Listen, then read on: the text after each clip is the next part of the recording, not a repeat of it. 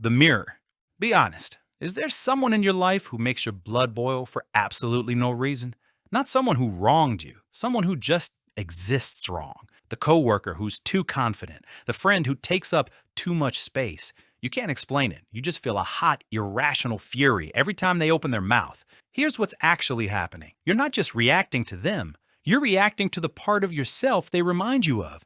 If you were raised to believe that wanting attention was shameful, you amputated that part of yourself. You buried it.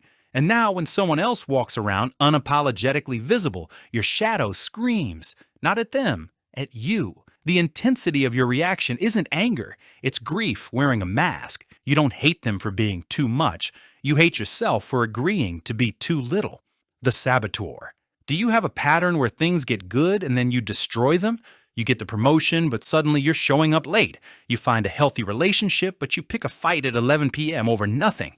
You tell yourself it's bad luck. It's not. It's you. But you're not doing it because you're broken. You're doing it because an old complex is wired for survival, not success. Your conscious mind wants the good thing. Your shadow wants the familiar thing. If your baseline identity was built on struggle, on I don't deserve this, then happiness feels like danger. It feels like a country where you don't speak the language. Old alarms go off, your body tightens, and the saboteur steps in to protect you by dragging you back to the misery you know. Because to your shadow, misery is predictable, and it would rather keep you safe in familiar suffering than risk the unknown territory of actually having what you want.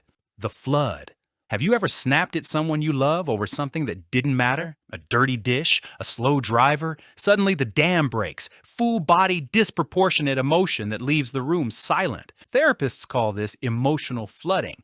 It's what happens when you've been clenching your inner world for so long that when it finally activates, it doesn't trickle. It drowns. You built this dam yourself. Every time you said, I'm fine, when you weren't. Every time you swallowed your anger because good people don't get upset. You stored it. But emotion is pressure. Pressure doesn't vanish because you refuse to feel it. It accumulates.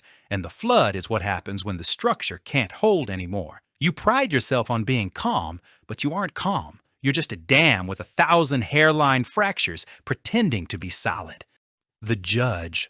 Do you catch yourself silently grading everyone around you? How they dress, how they parent, how they exist? You tell yourself you just have high standards. You're not. You're hiding. This is the trap of the golden persona. The more perfect you try to appear on the outside, the darker the shadow grows underneath. To keep your own insecurities from surfacing, you project them. You judge the lazy person because you're terrified of your own exhaustion. You judge the messy person because your own chaos is one bad day away from swallowing you whole. The judge uses criticism as a shield. As long as you're scanning for everyone else's flaws, you don't have to sit with your own. But the cost is exhaustion. You have to be right about everything because if you're wrong about one thing, the whole identity collapses. The martyr. Do you do everything for everyone and then secretly keep score? The helper, the fixer, the one who never says no. You tell yourself it's because you're generous. You're not. You're terrified. Somewhere in your history, you were taught that having needs makes you selfish, so your shadow built a workaround. If I suffer enough for you, you'll have no choice but to love me. This isn't generosity. It's a covert contract. And when people don't return the love you never asked for, the martyr becomes the victim. You convince yourself the world is ungrateful, but here's the truth. Your generosity isn't kindness, it's abandonment insurance. It's a survival strategy to make yourself so indispensable that people can't leave you. But the price is high. You're never actually loved, you're just needed. And deep down, you know the difference. The eclipse. This one is going to hurt because it's not about your darkness, it's about your light. Jungian psychology points out something most people miss. The shadow isn't just dark, it's also buried gold. It's where you hide the parts of you that you disowned, and sometimes those are your best ones, your genius, your creativity, your power. Did you stop drawing because a teacher said it was messy? Did you stop leading because someone called you bossy? The eclipse is the fear of your own light. You admire artists, leaders, and visionaries, but you tell yourself you're not the type. And every time you scroll past someone living your unlived life, you feel that pang. You call it jealousy, but it's grief. It's your own potential banging on the walls of the basement, begging you to claim it. You aren't lacking talent, you're lacking permission. The intruder. This one scares people. Have you ever stood on a train platform and a voice whispered, "Jump," or you're driving and your brain flashes, "Turn the wheel." Your stomach drops. What is wrong with me? Nothing. Nothing is wrong with you. The conscious mind craves order, but the unconscious doesn't speak in neat sentences. It speaks in images, sometimes disturbing ones. These aren't desires, they aren't predictions, they are just sparks from the unconscious. The problem starts when you fight them, when you believe that bad thoughts make you a bad person. Every intrusive thought becomes a trial. You spiral. But the shadow doesn't respond to suppression. It responds to acknowledgement. The people who aren't terrorized by these thoughts don't have fewer of them. They just let them pass like clouds. Weird thought. Anyway, free will includes the option to think terrible things without ever doing them. The imposter. This one hides in plain sight. It looks like success.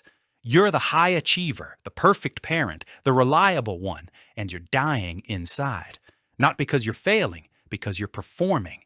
Jung called it persona identification. It's what happens when the mask you built to survive the world fuses to your face. You created a character that was safe and likable. People praised it, so you kept playing the role until the actor forgot he was acting.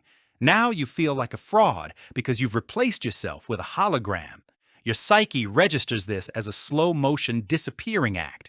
Your body is strained, not from danger, but from performance.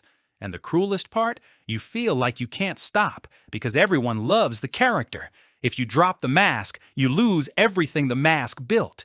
So you keep suffocating inside a suit of armor that everyone admires. You weren't trying to be a fraud. You were trying to be safe. But safe and alive are not the same thing. So, how many of these did you feel in your chest? If it was most of them, good. That means the basement door is already cracking open. The goal isn't to kill the shadow. You can't. The goal is to integrate it, to invite the stranger up from the basement, to sit across from the parts of yourself you've been running from and say, "I see you. I know why you're here. You can stay." When you own your anger, you stop projecting it onto strangers. When you own your selfishness, you stop being a resentful martyr. When you own your real face, the imposter can finally rest. Jung is often quoted as saying, "I would rather be whole than good." Being good is a costume. Being whole is the work of a lifetime. The shadow isn't your enemy, it's your exile. And the moment you stop running from it, the moment you turn around and face it, it becomes your ally. You're not broken, you're just afraid of being whole. But whole is where everything you've been looking for lives. It always has been.